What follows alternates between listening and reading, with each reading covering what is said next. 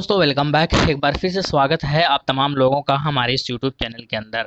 आइए दोस्तों बात करेंगे इस वीडियो के अंदर कि जैसा कि आप सबको पता है कि बिहार के अंदर एआईएमआईएम की पार्टी ने देवेंद्र प्रसाद यादव के पार्टी के साथ, यानी कि जिसका नाम है समाजवादी जनता दल डेमोक्रेटिक पार्टी, उनके साथ गठबंधन किया है। अब चूंकि गठबंधन हो गया है एआईएम की पार्टी का और अभी तक जो है सीटों का बंटवारा भी नहीं हुआ है और 50 सीटों का जो ऐलान है वो एमआईएम ने पहले ही कर दिया है। हालांकि अब ये देखना होगा कि उन 50 में से कम या ज़्यादा होगा, ये आने वाले वक्त में पता चल जाएगा आप सबको, हम सबको। लेकिन बात करते हैं कि अब सवाल यहाँ से उठ रहे हैं जहाँ पर समाजवादी जनता दल पार्टी के कुछ अध्यक्ष ने जो है ये दावेदारी पेश करना शुरू कर दिया है कि हमें किशनगंज के 4 सीटों में से 2 सीट, इसके अलावा सीमांचल में से कम जो है हमको कई सारे सीटों पर अपना उम्मीदवार दिया जाए।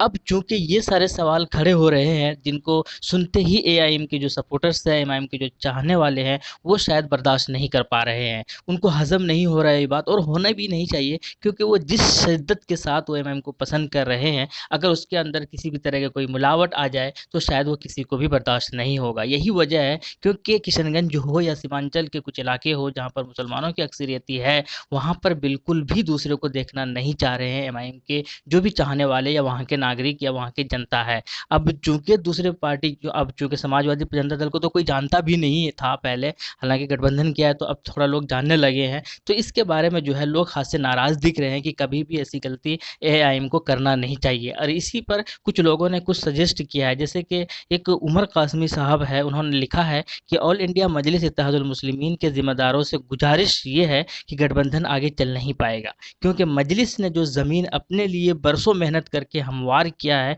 देवेंद्र साहब को उसी इलाके में अपना कैंडिडेट खड़ा करने की कोशिश करना जो सरासर गलत है। ये मजलिस को कमज़ोर करने की नापाक साजिश है जिसको समझने की शदीद ज़रूरत है।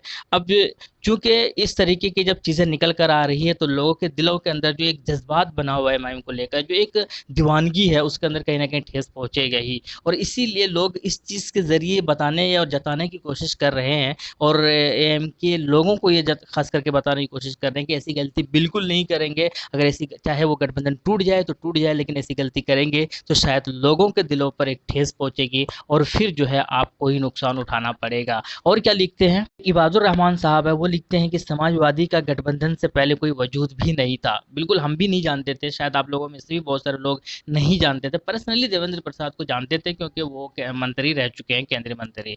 आगे लिखते हैं कि बल्कि मजलिस की वजह से ये नाम सुनने में आ रहा है, इसलिए कोचा धमन का सीट मजलिस अपने पास रखे, चाहे गठबंधन टूट जाए तो टूट जाने दे, नहीं तो लोग जो है वो बिखर जाएंगे। असर रब्बानी कह रहे हैं कि किशनगंज के अंदर जो 4 विधानसभा है, उन्हीं 4 विधानसभा में से एक भी विधानसभा सीट किसी को नहीं दिया जाना चाहिए, चाहे वो कोई देवेंद्र प्रसाद ही का ही पार्टी क्यों ना हो, चाहे एआईएम को 4 सीटों पर ही लड़ना पड़े, लेकिन वो 4 सीटों में से किसी एक सीट को भी किसी के हवाले नहीं करना चाहिए। शान मोहम्मद कह रहे हैं कि एमआईएम को चाहिए कि सीमांचल में से मुस्लिम अक्सरियती जहां पर है वहां पर एमआईएम अपना कैंडिडेट खड़ा करे, और जहां पर यादवों की है तो वहां पर देवेंद्र प्रसाद यादव को अपना उम्मीदवार उतारना चाहिए। आपको भूलना नहीं होगा, लोकसभा के अंदर प्रकाश अंबेडकर के साथ जो है गठबंधन था, और उसके बाद विधानसभा के अंदर भी गठबंधन था, लेकिन विधानसभा के अंदर सीटों का सही तरीके से बंटवारा नहीं होना, और वहां पर जो है ठीक इसी तरीके से जिस तरीके से बिहार के अंदर हो रहा था है, यही चीज़ें जो है औरंगाबाद के अंदर हो रहा था।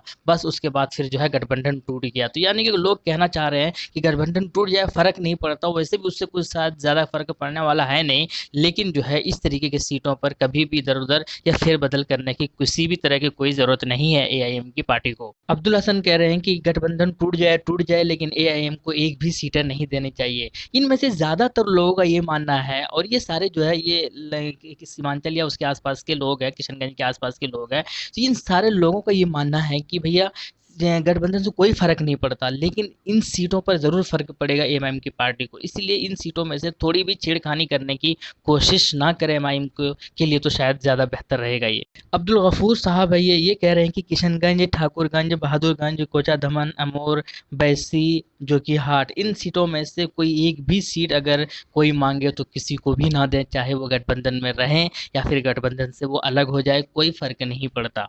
एक साहब है अब्दुल वाहिद साहब, ये कह रहे हैं कि समाजवादी जनता दल ऑल इंडिया मजलिस इत्तेहादुल मुस्लिमीन के साथ दे नहीं रहे हैं बल्कि साथ ले रहे हैं। कोचा दमन में इजहार रस्सी ही बेस्ट है, चाहे कोई दूसरी पार्टी इनके साथ रहे ना रहे, एआईएम की पार्टी को ही अपने इन सारे गढ़ों में जो है, इन सारे जगहों में जो है अपना उम्मीदवार उतारना चाहिए।